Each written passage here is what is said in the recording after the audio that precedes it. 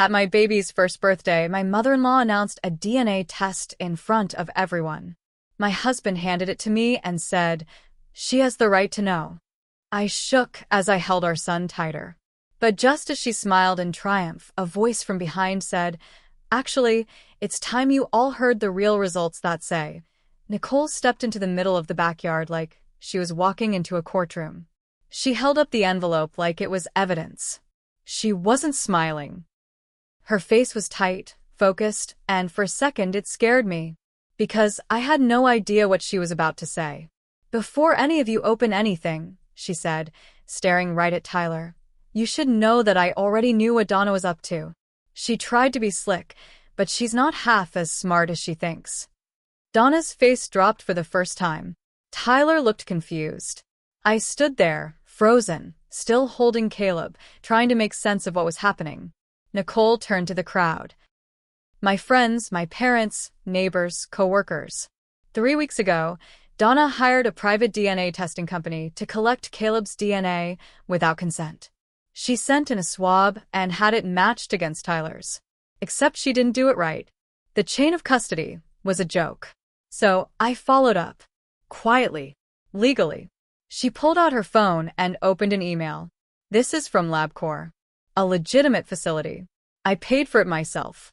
And this," she held up her own envelope, "is the notarized, court-admissible copy." Nicole stepped forward and handed it to me. My hands shook as I took it. Tyler just stood there, silent. I opened the envelope slowly. The paper was simple. No drama. Just numbers and a statement. Probability of paternity, 99.999%.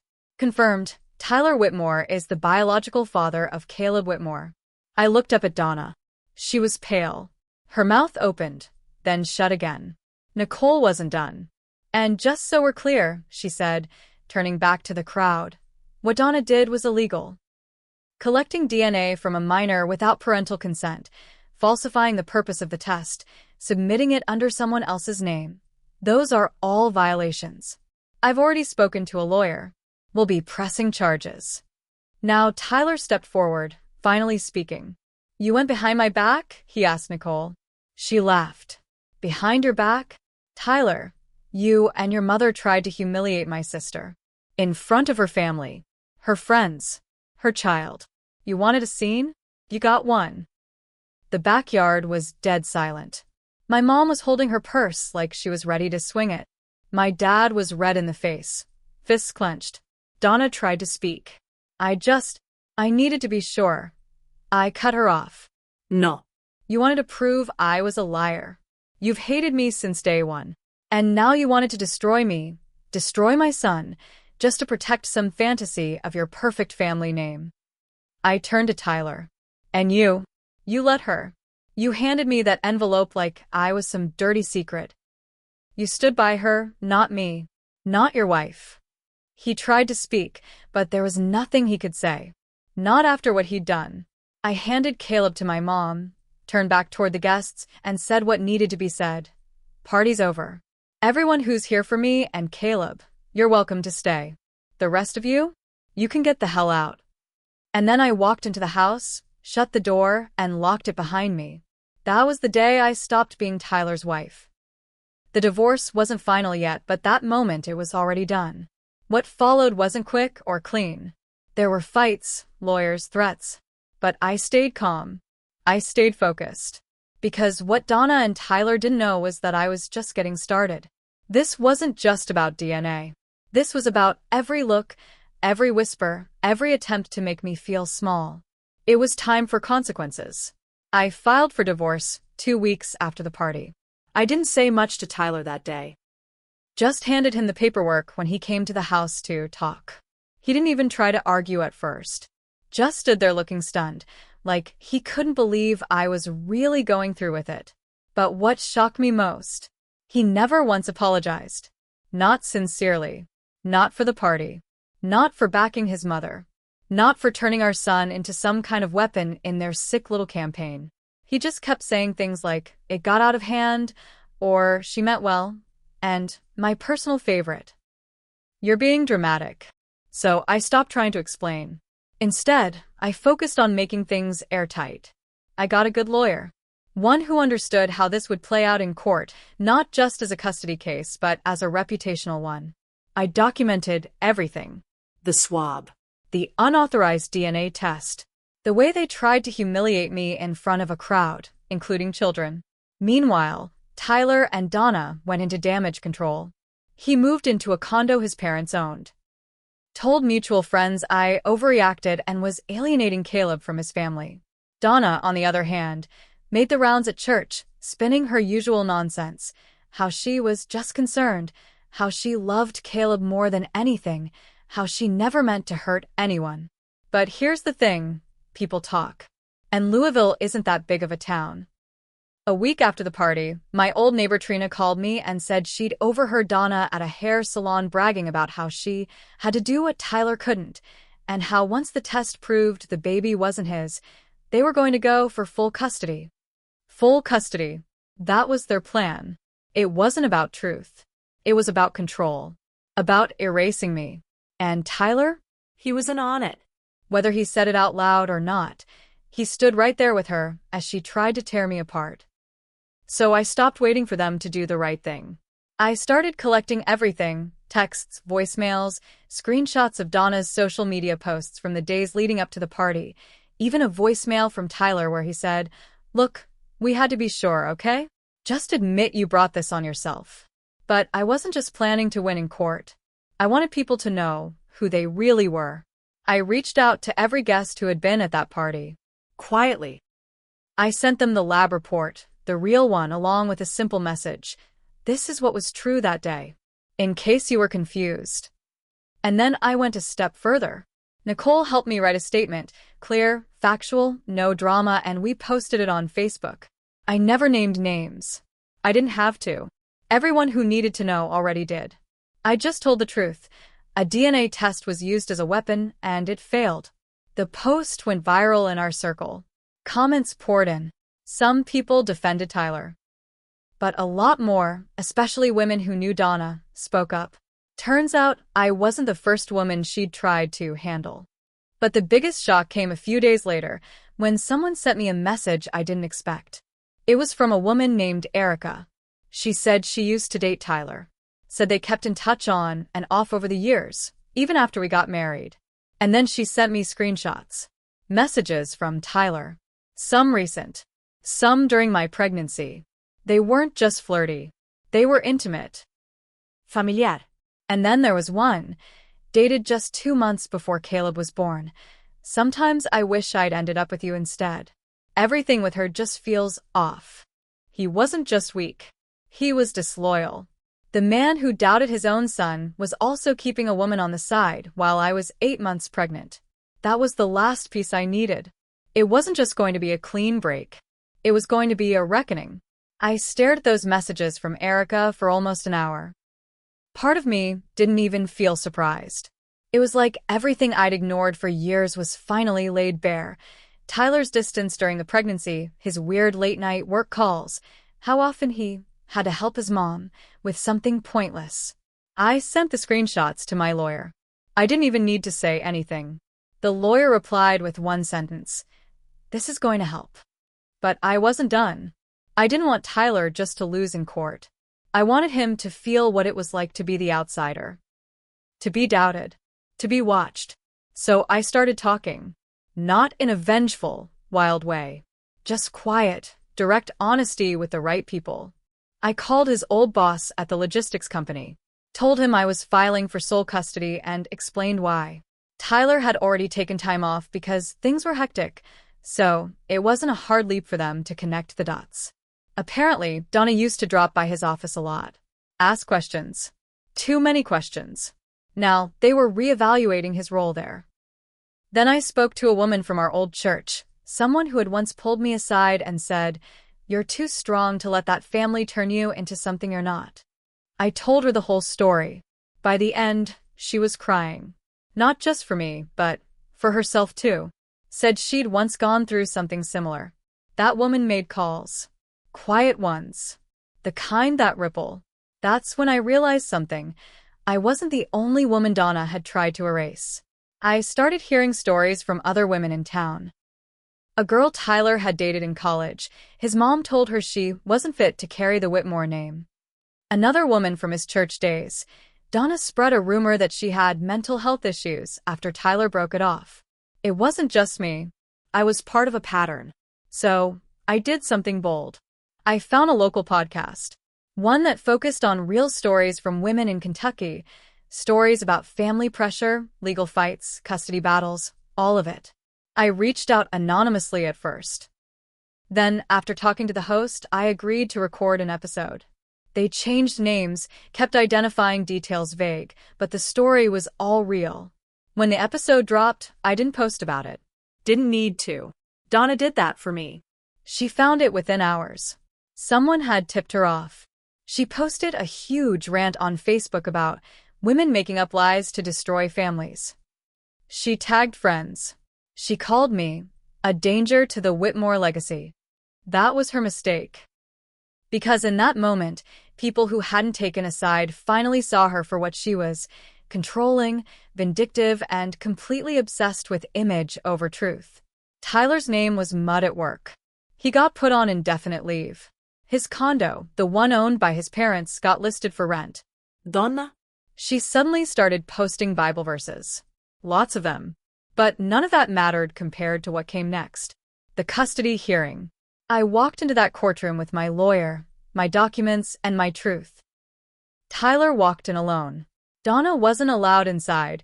Caleb's therapist, who I'd been taking him to for the past 3 months, submitted a statement saying she caused emotional distress during interactions.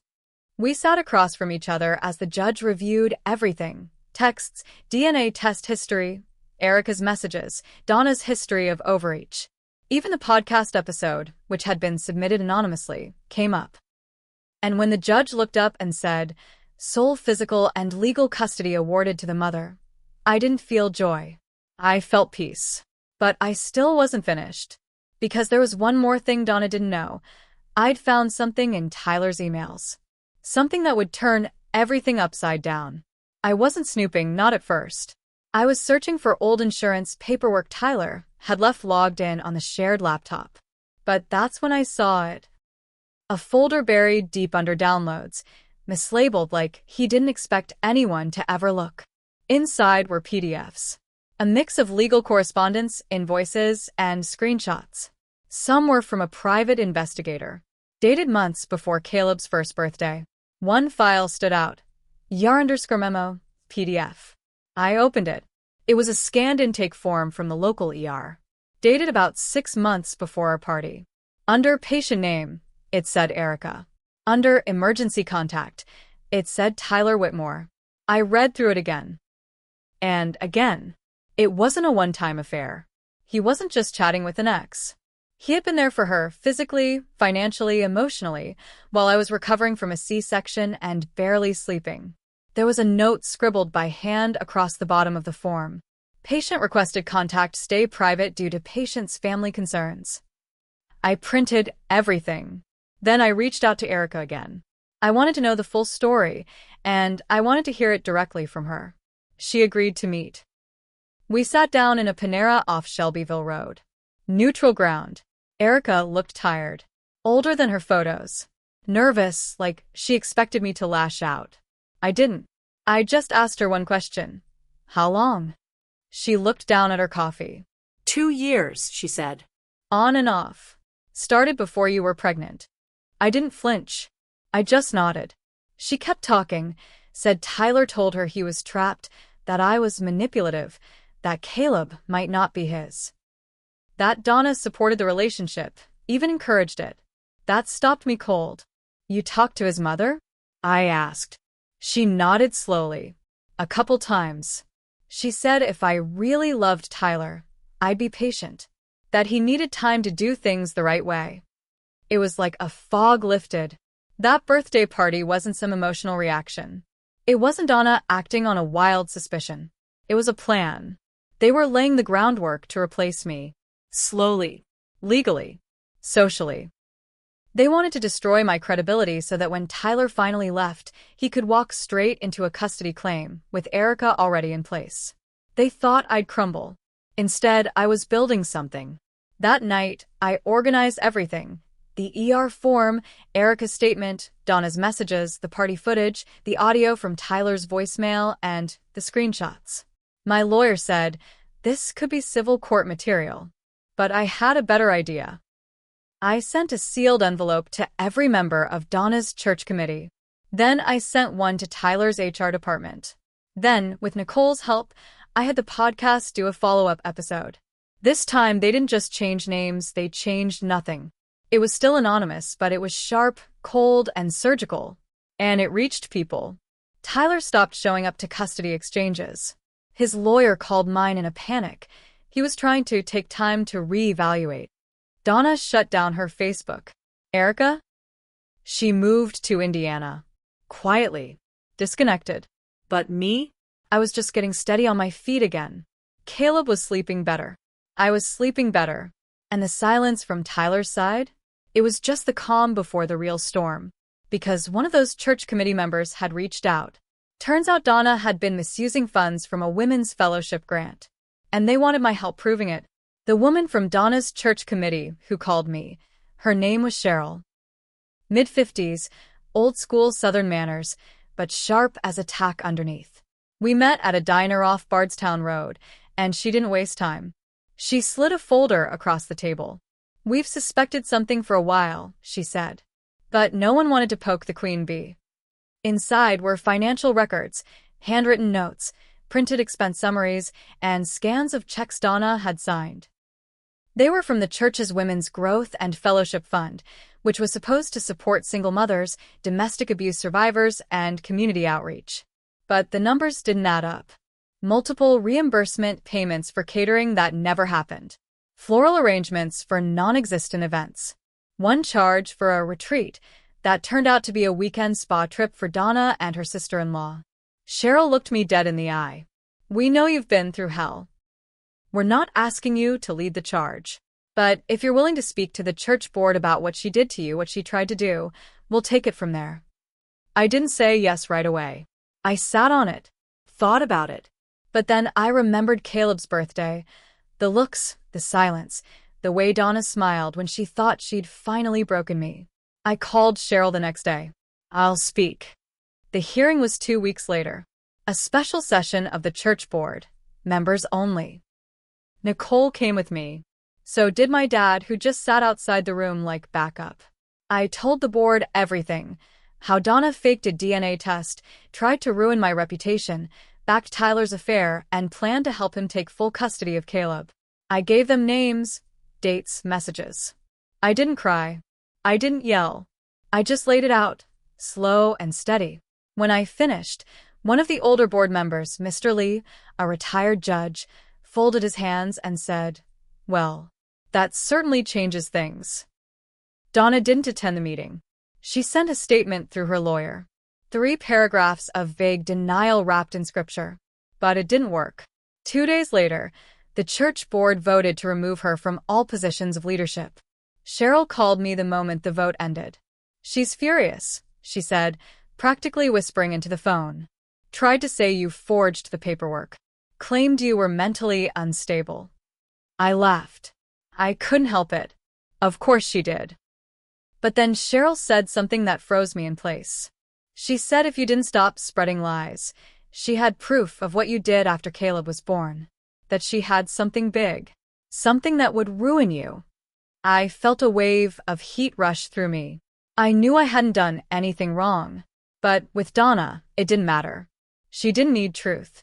She just needed a whisper, a doubt, a moment of weakness she could twist. I needed to find out what she thought she had. Because if Donna was bluffing, I could crush her. But if she wasn't, if she had something, anything, I had to be ready to end this war before she tried to flip the story again. That's when Nicole reminded me of something. She keeps everything, she said. Emails. Papers. Notes. She probably wrote it all down. So we made a plan. We weren't going to break any laws. We didn't need to. We just needed the one person Donna trusted completely, her husband, Ron. And Ron had just reached out to me on Facebook. The message was short. I'm sorry for what she did. I didn't know how far it had gone. If you want to talk, I'm here. That was the crack in the wall. And I was ready to push through it. Ron never used to say much. Donna did all the talking, and he just hovered quietly behind her at family dinners and holidays, nodding when necessary. He was polite, even kind in a distant way. But I always assumed he was either oblivious or complicit. Turns out he was neither. He was afraid. When we met up, just the two of us, in a park by the river, he looked tired, older than I remembered. His hands trembled slightly as he held his coffee. "She's not the woman I married," he said without me even asking. I let him talk. He needed to. Years of silence poured out like he'd been waiting for anyone, to really listen. He told me he hadn't known about the fake DNA test until after the birthday party. She had told him she just wanted to confirm things privately. But when the scene blew up, he saw what it really was. A performance. A setup. She said she was protecting the family name, he said. But it was never about that. It was about control. It always is with her. Then he reached into his coat and pulled out a flash drive. "She keeps a private email account," he said. "I shouldn't have access, but I got tired of being in the dark. This has everything she's written or received in the last year. If there's something she's holding over you, it's probably in there." I took it, my fingers cold on the metal. Ron looked down at his hands. "I know this doesn't make up for anything. I should have spoken up sooner. But I'm trying now." I nodded. "You're doing the right thing." I went straight to Nicole's place. We opened the drive on her laptop. There were dozens of folders. She labeled everything, down to the subject line, sorted by month, sometimes even by event. There were emails between her and Tyler, long before the party, talking about how to initiate a challenge to custody and when to drop the test results. She used those exact phrases. But that wasn't the worst of it. There was one folder labeled Evidence Hold. Inside were scanned pages of my hospital records, my private postpartum notes, therapy session summaries from a support group I had joined briefly after giving birth, notes I had shared via email with a licensed counselor. They were labeled unstable and leverage. She had somehow gotten access to sensitive, protected records and was planning to use them in court to claim I was emotionally unfit. Nicole whispered, "This is criminal." And she was right. It was illegal. A HIPAA violation at the very least. If Donna accessed them through her church connections. She sat on 2 hospital advisory boards. It could be even worse. I called my lawyer. By the next morning, she had already reached out to the hospital's legal department and filed a formal inquiry with the Office for Civil Rights. That same afternoon, I sent Donna an email. Just one line. "I know what you did, and now so will everyone else." She didn't respond, but she didn't have to, because the fallout had already begun. The hospital opened an internal investigation. Her name came up immediately. She was suspended from both advisory boards. The church, they held an emergency meeting and voted to bar her from even attending services until the matter was resolved. Tyler called me that night. I let it go to voicemail. His voice was shaking. "Look, I didn't know she went that far, okay? I thought she was bluffing. I swear I didn't read those files." He was panicking because he knew what came next. A court-ordered review of everyone involved. And if he was complicit, if he even knew Donna had those records and didn't report it, he was going down with her. But I wasn't doing this for revenge anymore. Not just for that. This was about ending the cycle for Caleb, for myself, for every woman Donna had tried to silence. The flash drive was now in the hands of the investigator. The podcast was planning a final episode to expose everything, without anonymity this time. And I had one more card left to play. Something Donna didn't know I had. A recording, from the day after the party, of her admitting to Tyler that she had forged the original DNA test. To scare her, she said. That girl needs to learn her place. And I was ready to let the world hear it. The recording was buried on my phone, saved in a backup folder I hadn't looked at in months. I'd forgotten I even had it. But when I listened to it again, I knew. This was it. Tyler had come by the day after the party, pretending to drop off diapers and some of Caleb's toys. I'd left my phone on the counter, recording, just in case. I didn't trust him. Not after what he and his mother had pulled. And he didn't know it was on. He paced the kitchen while I stood at the sink, quiet. He was nervous, twitchy, not his usual calm self. And then he said it. She didn't mean to take it that far, he muttered. The fake test was just to scare you. She figured if you thought someone else was watching, you'd stop acting like you were above the family. I remember freezing in place when he said it. But I didn't react then. I just let him keep talking. She only printed out the fake one. The lab never even ran it. She just needed you to know we had options. We. That word hit harder now than it did back then. I pulled the clip from the backup and sent it to my lawyer and to Cheryl at the church. And then I sent a copy to the podcast team. The final episode was already in production, but with this, it would be devastating. The episode dropped 3 days later. It opened with my voice. Clear. Calm. Real. Then Nicole's. Then the investigator from the hospital, reading a statement. And finally, the recording. Tyler's voice. Donna's words. Just scare her. She needs to learn her place. She doesn't belong in this family. The story spread like wildfire. Even people who had stayed neutral now couldn't look away. I didn't name names, but people connected the dots. Friends who had quietly unfollowed me started reaching out again. People I hadn't spoken to in months sent messages of support. Even old classmates from Lexington sent emails saying, "We heard," and "We believe you." Donna's world imploded. The church released a statement condemning her actions and formally banned her from leadership permanently. The hospital issued a press release about a violation of patient confidentiality tied to a now-removed advisory member. They were cooperating with federal investigators. Tyler's employer, already tired of the drama, put him on unpaid leave pending review of conduct unbecoming and ethical concerns. But still, Donna didn't reach out. Not to me. Not to apologize. Until I got the letter. A real one. Mailed. Handwritten on thick, ivory stationery. Inside were 2 pages, front and back, of venom. She blamed me for ruining her name, for dividing the family, for dragging private matters into the street. She said I had weaponized victimhood and manipulated weak people into attacking a good mother and wife. But the last line said everything I needed to know. You may have taken my son, but you will never destroy the Whitmore name. I folded the letter, slipped it back into the envelope, and placed it in a drawer I rarely opened. She still didn't get it. This was never about destroying a name.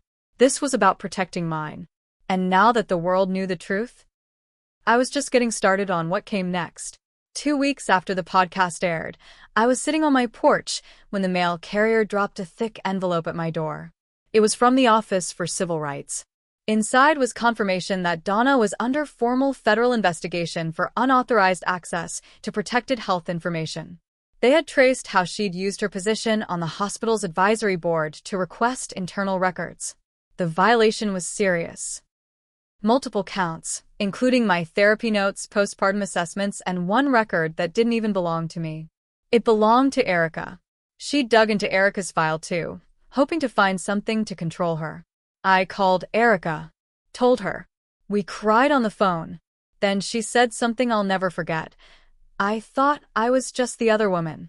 I didn't know I was also her target. By then, Tyler had gone quiet.